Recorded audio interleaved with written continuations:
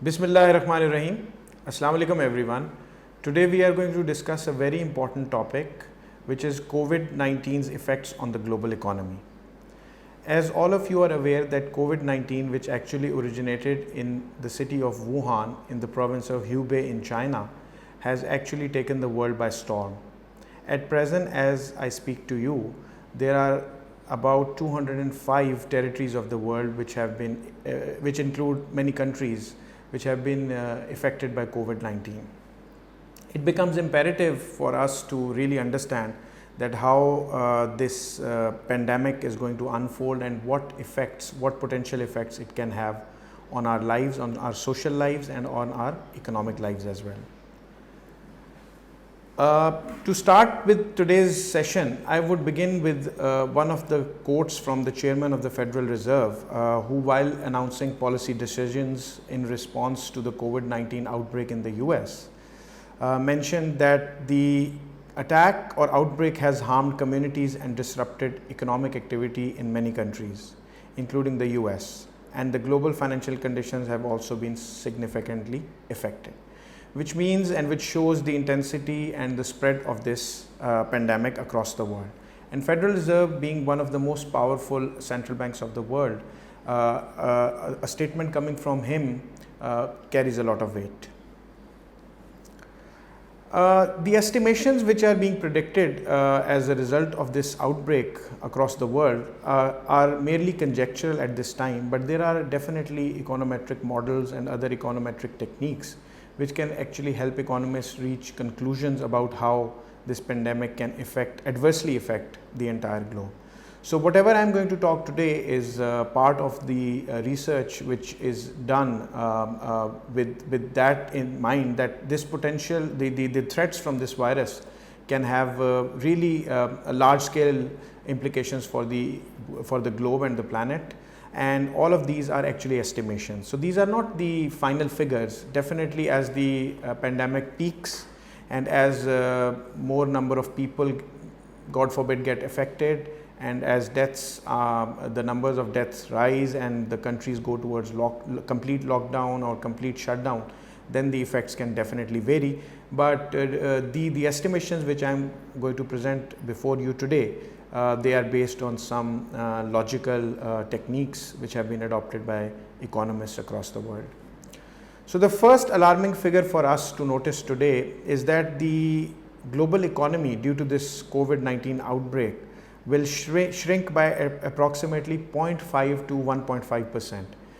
So even if we keep the lower range, it's still an alarming number, and if we go up to 1.5%, then it means a lot of joblessness and a lot of unemployment will be created across the world in different sectors, whether they are manufacturing sectors or whether they are services sector. The full impact, as I mentioned earlier, of the entire full adverse effect of the entire pandemic can never be measured until the research is done after the pandemic has wound up. So basically the full impact is not known, but this is the estimations of 0.5% to 1.5%. And the World Health Organization, after declaring it a pandemic, has it declared it in early March, around 11th March. A lot of countries have gone onto the bandwagon of closing down completely or locking down completely because the adverse effect or the negative impact on the populations is being immense. At present, more than 1.3 million people are have been diagnosed as carriers of or infected by COVID-19 or infected by the virus. COVID-19 is the name of the disease. And about 70,000, more than 70,000 fatalities have been confirmed across the world. The number one country as far as fatalities is concerned is Italy, followed by Spain, and then I think it's now the US at number 3. And China, actually, surprisingly, the country from where it originated, has controlled it. Some people are alleging that it is not reporting and misreporting its figures as far as daily infections are concerned and the number of deaths are concerned. But I personally think that there is no need to misreport, because initially when China was reporting the figures, nobody alleged that they were misreporting. As soon as it spread to the other countries, and especially the countries which are having some kind of conflict with China, whether it's trade, whether it's some other political conflict, whether it's military conflict or economic conflict, it's a narrative being developed. I personally think, it's my point of view, and you have every right to disagree with it, but a narrative is being developed that China is misreporting. But I think China is not misreporting, and they have been able to control it.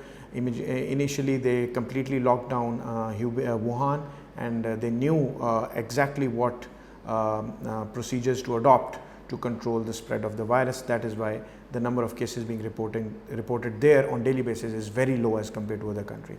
So it's a surprising thing, but I think it's also healthy in the sense that other countries who are really who are really having real adverse impact of this virus can have a hope that it can be controlled, and the graph can be actually flattened very soon, and because China actually did it in about 2.5 months.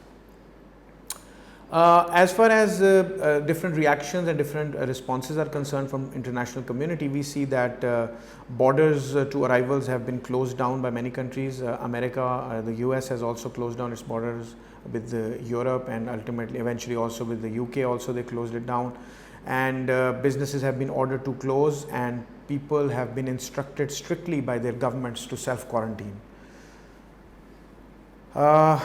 From the economic perspective, these are the political decisions and social decisions, and from the economic perspective, the central banks of all the countries, almost all the countries, have engaged in series of interventions in financial markets, and national governments are also announcing spending initiatives which are called fiscal stimuli, or fiscal stimulus is being given to their economies to keep them afloat and keep them buoyant and moving.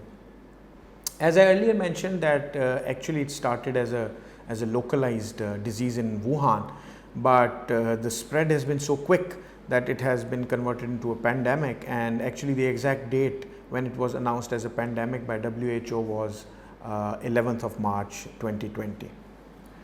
Presently, as far as the spectrum of the effect of this virus is concerned, it is affecting a broad swath of international economic and trade activities, especially tourism, medical supplies, global value chains in different products and services, consumer electronics and financial markets, energy, food, and a whole range of social activities.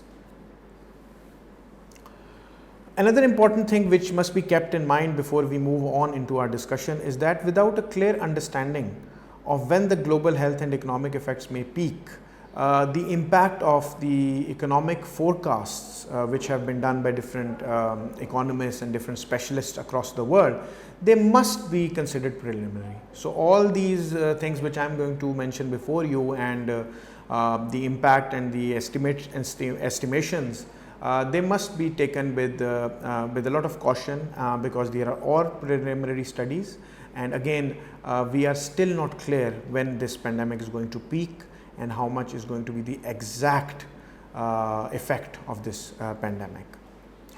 To start with one of the estimations and one of the effects, I would like to quote some data by the OECD, which is one of the top cooperation and development organizations of the world, and has most of the developed countries as members. On March 2nd, 2020, it actually lowered the forecast of the global growth by 0.5%. So initially, in the first part, I mentioned that the estimation, the range of trim in the global economic growth is expected to be between 0.5 to 1.5%. So it's a range of about 1%. So OECD initially on March 2, when the pandemic was not that severe, because you see, if you see the data, you can find a lot of graphs, pictorial representations on the internet also, that it shows that the pandemic actually started peaking after mid-March. So after that, you see an exponential growth, and OECD actually had initial estimations before that, which was on March 2.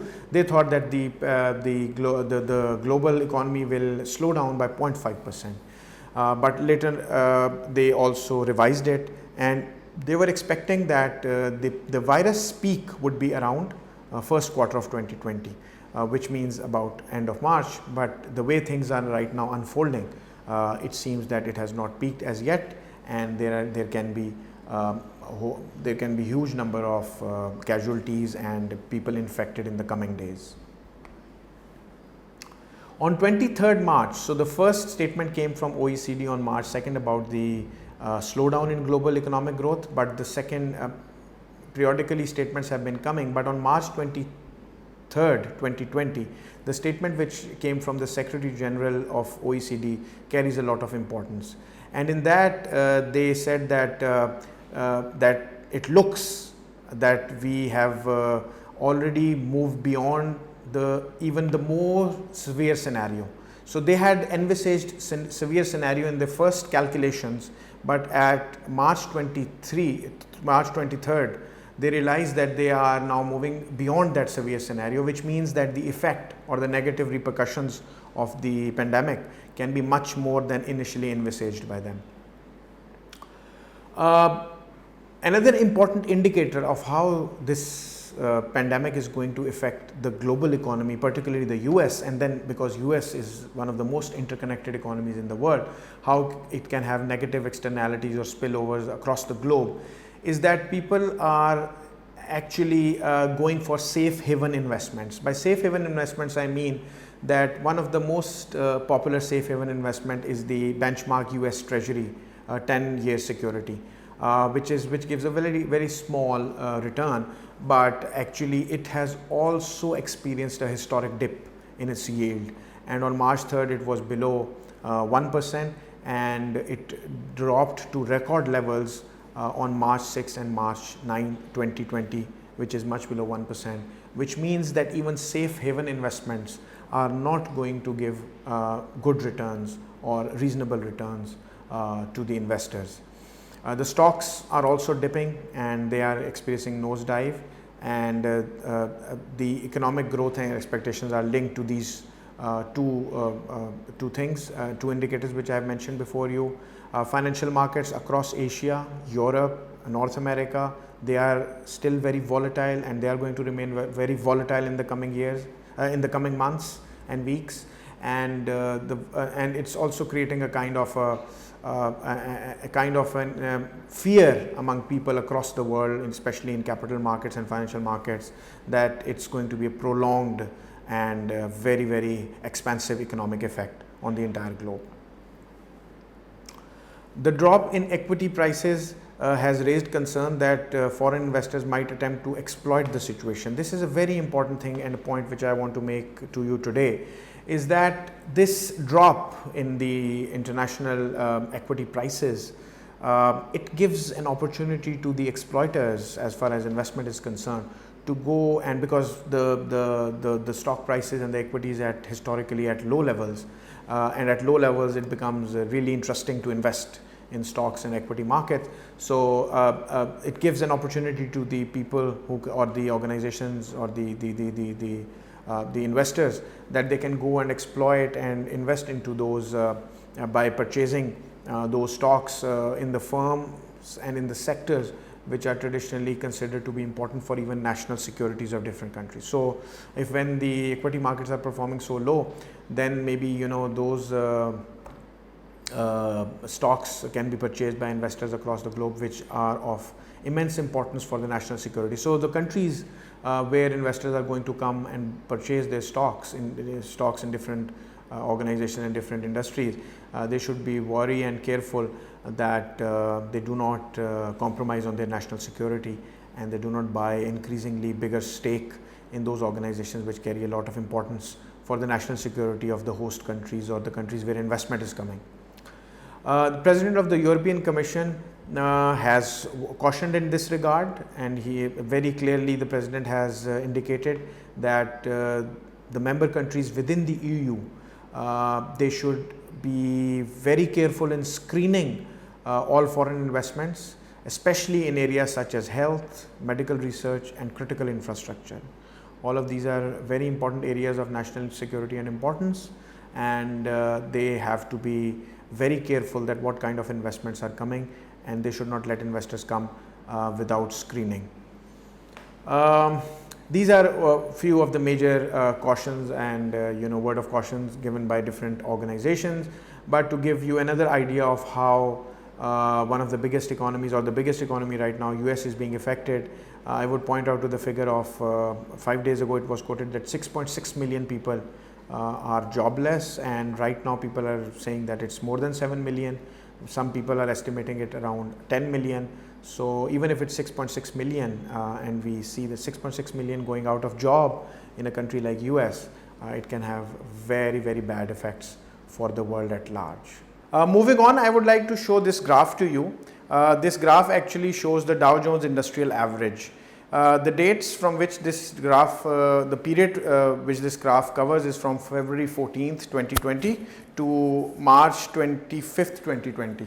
And if you see that the Dow Jones Industrial Average, it nosedived after 9th March. You see a tremendous steep downward sloping curve from 9th March onwards.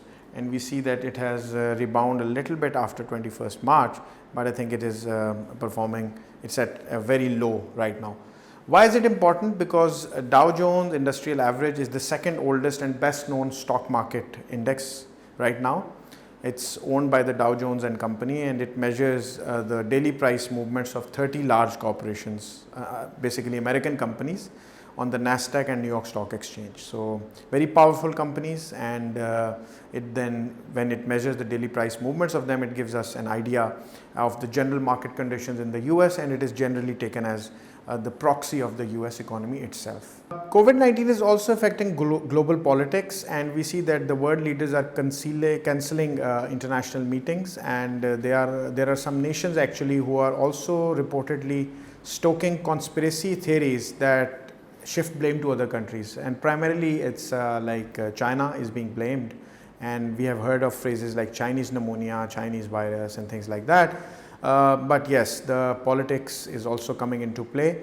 Although we are more focused on economic effects this day during our lecture, but I wanted to highlight this also, that politics is also coming into play here. As the economic effects of this pandemic continue, we see that policymakers are facing big trade-offs, and big trade-offs in the term from the point of view that they have to now make shorter term decisions for getting economic effects from their policies, and they may forego long term considerations. So this is a big trade-off which the policymakers are being faced with. Many policymakers felt constrained in their ability to the crisis, with limited flexibility for monetary and fiscal support within conventional standards, because the broad-based synchronized global slowdown of the economic growth was taking place, especially in manufacturing and trade, which had developed prior to the viral outbreak also. For example, we see that protectionism was becoming very popular, and there were also trade war going on between the US and China. Things like that were happening prior to the viral outbreak. The economic estimations I've mentioned earlier, I'm going to reiterate and reinforce that the economic situation remains highly fluid. Uncertainty about the length and depth of the health crisis is still there, and we are not very clear that what would be the length and depth of this crisis. But at the same time, there are being perceptions of risk and volatility in financial markets and corporate decision making, and that is why they are making their decisions according to those perceptions and risk and volatility. While the effect of this viral outbreak will eventually become clearer, the response to the pandemic could have a significant and enduring impact on the way businesses organize themselves. So we are going to see in the coming weeks and coming months and coming years complete reorganization of businesses, the way they are going to conduct their work, the way they are going to organize and their workforces, the way they are going to redesign their global supply chains, and also because the government policy making will also get different and get a new dimension. So we are going to see different kinds of economic effects because of these different redesigning happening in different parts of businesses and in different parts of public sector. The OECD again has put some estimations here, and it says that the increased direct and indirect economic costs would be very visible through global supply chains, which are having reduced demand for goods and services, and there is a big decline in tourism, there is a big decline in business travel, which means that the adverse consequences will also be felt in other non-OECD countries. So it's not going to be just OECD countries because tourism is there, or maybe business travel is there, but there is a lot allied going on in this interconnected world, which will actually lead to significant downturn in the global economy. The pandemic has actually affected the entire life of everyone. So it's not just that your work life is affected, your personal life is also affected. You are staying home, working from home, your social distancing is coming into play, and new phenomena are kicking in. So basically what this pandemic is doing, it's actually, I cannot actually identify exactly that which industries are being hurt. So it's a whole list of industries, and it's not feasible to mention every industry, but to name a few, I think the hardest hit industries are the airline, hospitality, ports, and shipping industry. So these are a few, 4 or 5 major industries which have got the real hard hit from this pandemic.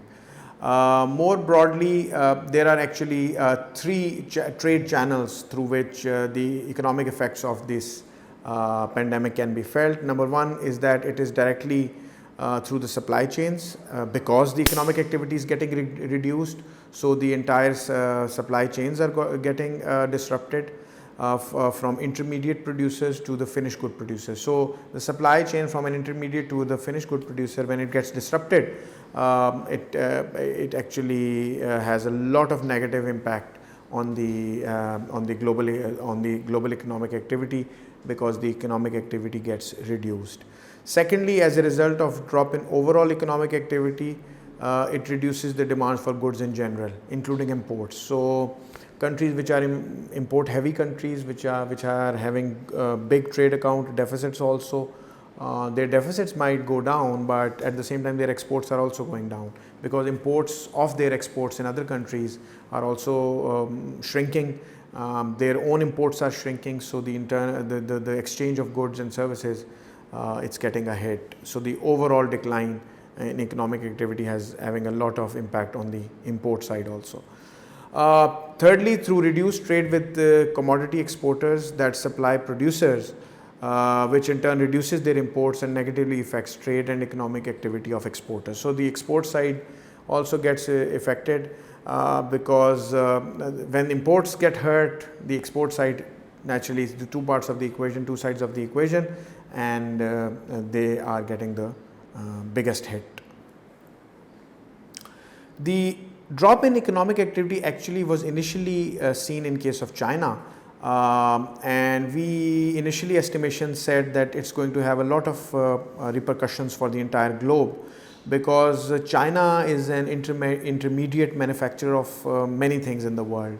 It's definitely a finished goods manufacturer, but it's also a big manufacturer of intermediate goods, and when it delayed the supplies in the intermediate goods in the supply chain, it affected the final speed of manufacturing of finished goods in different parts of the world, but that was an initial part. But later on, as the countries locked down, they slowed down their economic activity, they asked people to stay home, work from home, the entire globe slowed down, and so the effects did not remain confined only to China, but they spread across the world. The COVID-19 related shocks, supply shocks, are also creating prolonged and wide-ranging demand shocks as the reduced activity by consumers and businesses. So we as consumers, if you see that we are also reducing our demand, we are maybe just focused too much right now. Most of us across the world are focused on essential items, eatables, and stocking them, storing them. so that it prevents us from going out frequently from our houses and homes. But general overall demand of things, goods and services, for example, light engineering and other things, electronics, they have been hit hard, and that is going to lower the economic overall economic rate of the globe. Now I would move to the next part, which is after explaining the effects and estimations, which are again, I'll caution you that these are just preliminary findings. They are just preliminary estimations. They should not be taken as the final. Conclusions can only be reached when we have the full scale, depth and length of this pandemic. We maybe have the length, but the depth of how many people are ultimately eventually going to get hurt by this, we should leave it up till then. But policy responses are definitely coming, because short-term policy responses were required by the governments, and they have responded according to their capacities, according to their own context, according to their own circumstances, conditions, resources, and that have to be kept into account. For example, the strongest or most industrialized countries are the G7 countries. They have said that they'll use all their appropriate policy tools to sustain economic growth in their own countries, but definitely their conditions are different from developing and underdeveloped countries, because they have the resources, they have the state capacity, they have the whole infrastructure, civil service, government policy making techniques and tools at their disposal, through which they can use those tools and implement those tools for sustained economic growth. But still they are going to get hit hard by this. But different countries like Pakistan, like India, like Bangladesh, Sri Lanka, Southeast Asian nations like Malaysia, they have responded according to their own capacities, their own political decision making, their own resources and their own economic context. Mostly the central banks, we have seen in all these countries, in all the countries of the world, they have most of them have lowered interest rates. By lowering interest rate, there is an implication for the economy. When you lower the interest rate, when the central bank lowers the interest rate, it increases the liquidity in the financial system, and when the liquidity increases in the financial system, people have money. Although it can have other consequences for the economy, but right now I'm not going to into detail of the negative consequences, or maybe unintended also consequences can come in and creep in. But right now they wanted to increase the liquidity in the system, so they lowered the interest rate, and they are also using other measures along with lowering of interest rate. For example, they have lowered the capital buffers and reserve requirements. They have created lending facilities, although these are temporary lending facilities for different banks, commercial banks and businesses, and they have also done some easing on, they have also eased the loaning terms.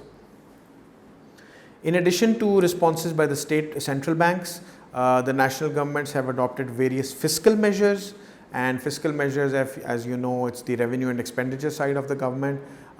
They have also used various fiscal measures to sustain the economic activity, to keep it at some bare minimum level.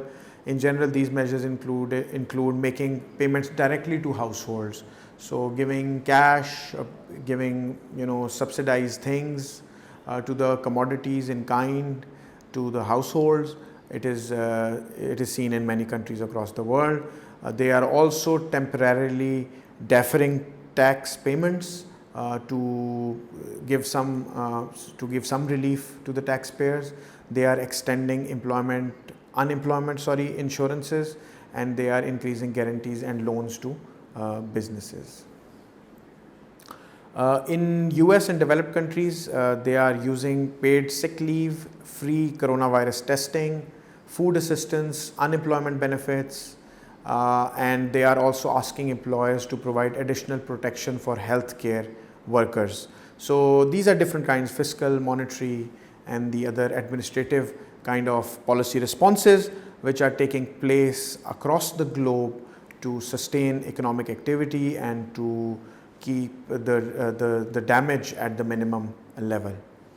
Amongst most developed and major developing economies, economic growth at the beginning of 2020 was tepid already, I've told you, but still the estimations were positive, but after coronavirus we have seen that countries like Canada, Germany, Italy, Japan, Mexico and South Korea, which are commodity exporters, are now projected to be the most negatively affected by the slowdown.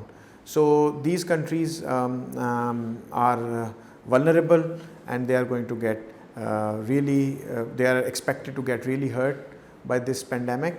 But as I have told you, they are using different policy tools and policy responses to minimize the effect of the pandemic. Lastly, I would come and wrap up with my conclusions, which is that the situation is quickly evolving. If you see the figures, as far as the number of people who are infected globally, and as far as the number of deaths or casualties are confirmed, we are seeing that there is an exponential rise. People are like, we see every day, if you see, there are different websites which update the record of people who are infected, new cases reported, casualties, and we see a huge rise in numbers. And the situation is definitely very volatile, it's quickly evolving, and it creates a number of issues. These issues will actually impact and have effect on the global economy eventually, and we have to see those issues, and I'm going to point out those issues in front of you. But keep in mind that you should not limit your analysis to only these issues. These are few pointers which I wanted to discuss with you as far as my conclusions are concerned, and then it's up to you to keep on reading, to keep on researching on how this pandemic unfolds itself and how it influences and affects the economies of the world and the global economy as such. So the first question which needs to be taken into account as far as my conclusion is that the real effects can only be gauged and evaluated once we see that how long the crisis lasts. So we don't know exactly. So again, there are predictions. We can only see them as conjectures, but we actually don't know. So we need an answer to this question, and we can, if we don't exactly get an answer, we should have some logical or reasonable understanding of how long will the crisis last. That can give us some idea, but it's hard to predict. How many workers will be affected temporarily and permanently? How many people will be forced out of their jobs permanently, and how would be just losing their jobs temporarily? So it's definitely a question worth pondering. How many countries will be infected, and how much economic activity will be reduced? So this question is partly answered. Entire globe is almost affected. And how much economic activity gets reduced, it's varying. Different countries are going for complete lockdown, partial lockdown, and some countries are, operating at some level of economic activity is taking place, but it's actually hard to predict. When will the economic effects peak? This is still another question which needs to be answered, because the economic effects I don't know when will they peak. So it's again, that's why my conclusion leaves us at a point where we still need to think harder, think deeper, go into further kind of debates and discussions. So this is another point which I wanted to make you realize, that we actually don't know when the economic effects will peak. How much economic activity will be lost as a result of the viral outbreak? Again, this is a question. This is a conclusion of my research on the topic, that we don't know exactly how much economic activity will be lost as a result of the viral outbreak. Presently, we understand that it's going to be a range of 0.5 to 1.5%, but if it gets worsened, from its present state of affairs, then this might go up to 2%, 2.5%, but exactly again cannot be said. What are the most effective monetary and fiscal policy of the national and global level to address the crisis? Again, different countries, I've told you, are responding differently, and we cannot say that one size fits all approach can be adopted here. Different countries have to keep in mind their own contextual variables. their own socio-economic conditions, their politics, their political systems, their societies, the culture of the country as well. So it's hard to see that which fiscal policies or monetary policies which will really bring the results or the outcomes intended when those policies were formulated or thought through and when they were executed or implemented. The temporary and permanent effects of the crisis have to be understood. The temporary effects can be seen immediately, but permanent effects, it's a longer horizon which I am talking about. We have to go into a longer analysis of when it will, what will be the ultimate long-term effects. So these are the major conclusions from today's session. I would advise you to keep an eye on how the bigger economies are responding, the industrialized countries are seeing themselves, what are the policy measures, responses they are taking as far as fiscal and monetary side are concerned. Then also see locally, regionally in South Asia what is happening, so that you understand that what impact ultimately this is going to have on our region and particularly on our country. Presently, the situation of pandemic in Pakistan is not that bad. Less than 4,000 people have been infected. Again, there is a question of how many have been tested. So testing may not have been done properly, or maybe the penetration of testing may not be that high as it is in the developed countries. And the casualty rate is also, it's not bad. It's only about 50 to 55 people, less than 60 people have died. But still, loss of one life is very precious. We have to keep an eye and we have to see. So my request would be, stay safe, stay home, don't move out unnecessarily. This is a lethal disease. It is definitely, the rate maybe people are, you can play with data. People are saying that the casualty rate is 3%, 3.5%, or maybe, world over. But still, I think 3% and getting infected from a healthy carrier and then getting yourself prone to this and vulnerable, putting yourself into a vulnerable situation is not advised. The real advice is to maintain that social distancing and see that how this, keep a close eye on how this pandemic really affects the world. Thank you very much.